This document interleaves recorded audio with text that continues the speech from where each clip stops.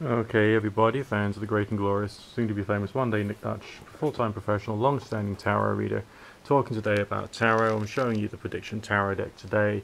Why? Because I like it. Now, if you're someone who has done party and entertainment events in the past, it's a bit like dressing the right way for an event. So you can probably hear the cat playing in the background. Okay, as I say, it's a bit like dressing different ways for different environments. You wear a suit to work, you wear this, that and the other to different events, you wear a different type of suit to a funeral, you wear a different type of suit to a party.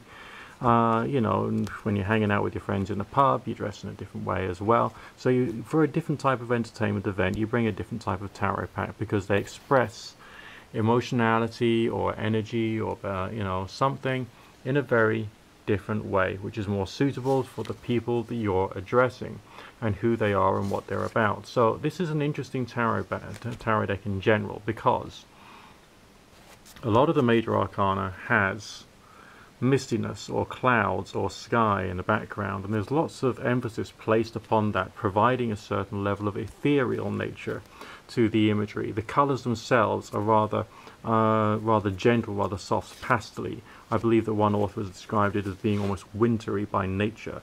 It therefore is a very non-threatening deck, and the artistry is actually really rather good. There's a sense of this being a picture of something, okay, of something that has actually existed, despite the fact that it is trying to connect with some of the more ancient traditions of tarot going back a couple of hundred years, of course.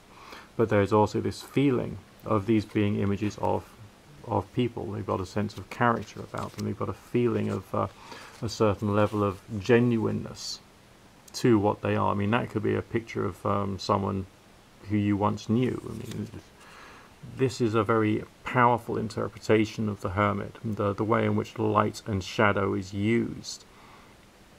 The background image of the hourglass, as well as all the stormy clouds in the background. It's actually quite evocative, and therefore it's very good for contemplation. Some people do forms of meditation that they call astral projection into the tarot cards or astral projection into the runes. This is not genuine astral projection, obviously, but it is a vision, in which you go into meditation, get your alpha theta rhythm right, maybe using a mind machine, maybe using a shamanic drumming tape or something similar, and you try and conjure up in your mind's eye some of the images from the card, and you look at the way in which it's expressed, and of course some of the interpretation of the artists and of the designer of the deck will come, will affect the emotional experience that you'll have when dealing with your own personal vision quest. You see what I mean about the use of clouds and sky in the background with both the Justice there and also the Hierophant, or the Pope there. Just like the sense of etherealness of this particular tarot deck. It's got this certain transcendental quality which is very different to others. I mean, the Emperor is one card in this deck I've always liked because of the way in which, the folds on the cloak comes out so real. I mean, I'd have loved to have seen the original artwork that this is a print of. It's just got that amazing vibration. And for those of you who know what you're looking at, you'll see that there's a connection there to the Rider-Waite tarot deck, very similar. But of course, difference is interpreted by the artist in its own little way. Sometimes I think it's interesting, if you haven't pulled out a tarot deck for a long time, to think about how you remembered the image, and then what it really looked like, and then why it was you remembered it in a different way. How were you interpreting the energy, the character and personality of that one particular card, and how that says something about where your mind is and how you anticipate and introspect about the imagery that you see. Again, with the Magician card here, just look at the way the light and shadow is used, the folds on the curtain behind, the folds on his cloak. It's actually an amazing work of art.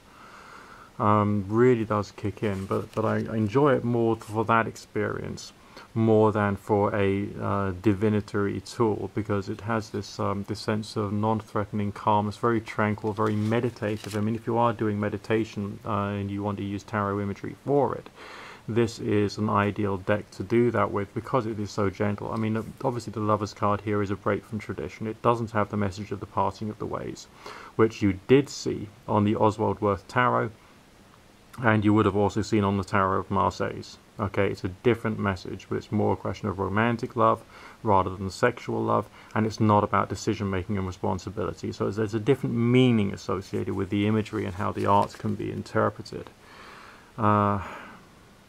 This is good. I mean, I like the way the tarot has got like some darker colours and a feeling of tragedy associated with it, a feeling of a disaster scene. It does feel like that. I don't feel that that's summed up quite as much on the Aleister Crowley interpretation of the tarot card. The artistry is different, and it has more of a sense of things turning around rather than a sense of disaster.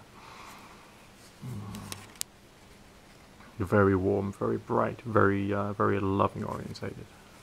I mean, just using tarot as a form of artistic expression, just using it as a form of meditation, contemplation, thinking about life, thinking about how it is that you interact with imagery and how you can learn from it, and also having just a great quantity of reverence for the artists and how they put things together. I mean, in some respects it's not really a meaningful tarot deck in the same way that the Aleister Crowley deck is, because if I just quickly flick through the final majors, okay, when we come onto the pip cards, you know, they are bland. These are bland, okay, but the pip cards on the Aleister Crowley Thoth Tarot are pure and perfect expressions of emotionality. So this deck is weird because it's got this amazingly transcendental spiritual theology or artistry associated with these major arcana cards, okay, but you've then got the pip cards of a game playing deck rather than a divination deck, and it's therefore grossly simplified, and it does provide a certain level of mystery. If you're doing readings of someone and you've only got these basic symbols in front of you and it doesn't actually mean anything in its own right, because it is just, hey, look at that, there's 5 round things, okay, wonderful, fucking 5 round things, brilliant, you know, okay, there's a cup, great, well, I'll put the kettle on. You know, it doesn't have any artistry in it. The majors, on the other hand, they are lousy with art. These things are just full of meaning. These things are just like pregnant with many depths of interpretation in terms of tradition, as well as the whole meditative, contemplative spirituality, and it's just a very, very spiritual tarot deck, really, when you look at the majors, and it just doesn't have, you know, not all decks have that. If you think about what I showed you with the Oswald Wirth Tarot, very traditional, okay, very medieval, very beautiful in its own right with its own variety of energy, but it didn't really have the same tranquil spirituality that the Prediction Tarot deck has. Are you with me? Okay, but the meaning is interpreted in a different way, the artistry is interpreted in a different way, and things like the Oswald Wirth Tarot, the Tarot of Marseilles, whoops, just get the Queen of Swords upright, don't think she'd like to be reversed, there you go, have a reverse Queen of Swords for you. Alright, you know, the style of things like the Tarot of Marseilles, the style of things like the Oswald Wirth Tarot, it had a very specific variety of interpretation and use in accordance with specific forms of religion, spirituality, interpretation in terms of color, shape, form, but with each stage in the evolution of tarot ideas, you know, they all bring new things to the table. It's like when you have a meeting and there's more people there and they've all got their own understandings of life and all the rest of it and perspectives on the same things you're discussing in the meeting. They can all contribute to the whole thing, and this as a combination of expressions of works of art does the same thing. I mean, I when it comes to the more humorous tarot decks like the Tarot of the Gummy Bears or whatever it is, I mean, that really wouldn't do anything for me, to be honest. It just, or the Tarot of the Cat People. Some people like that. I've actually seen people in psychic fairs reading from the Tarot of the Cat People. Need I say more? I mean, maybe I'm just being a bit of a Philistine and I don't really understand the wisdom of the cat people. I don't know. I really don't know. I think I personally need something more aesthetic, something more meaningful, something with a greater level of depth to it, something with more power and passion as well as being connected to tradition. more connected to like what I regard as being like the founding fathers of the occult and magical movements that I was being associated with throughout my various forms of spiritual career. I mean, there was one time I had this conversation with this guy who claimed to be a magician, claimed to be someone who knew his occultism, his spiritualism, and I started having this conversation with him based upon what I learned about the spirituality of occultism from, you know, some of the great traditional occult writers. And he just says, well, what do you mean? Because he only got his understanding from books by all kinds of weird 20th century people who would write very poor quality books. And I mean, worse than even I could write. Okay, much worse than even I could write. And not really looking to tradition and trying to understand what the traditional ideas associated with all of the, you know, spirituality of occultism, spirituality and psychology associated with magic what actually was. And so, I mean, I suppose the guy just hadn't learned to develop himself intellectually, which is a crying shame, you know, a real crying shame, that there's people within the magical world who choose to go against scientific thinking and trying to improve their ability to understand what is right and what is wrong, and what is true and what is false. You know, I mean, we got to be questioning ourselves. I suppose the final thing I'll say is that, you know, don't listen to someone who tells you to just trust yourself or have faith in yourself or something along those lines. It's not true. You know, you just got to accept the fact it's not true. The only thing that really works, okay, is self-doubt, self-criticism, and lack of self-belief.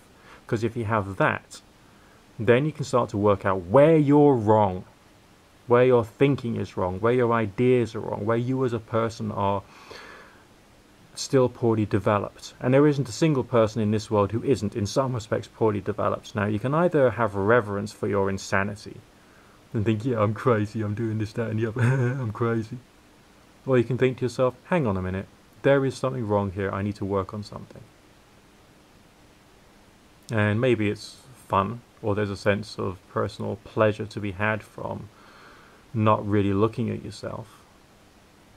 But that's short term. And you got to start thinking long term. All of you. Myself included, okay? Live long and prosper.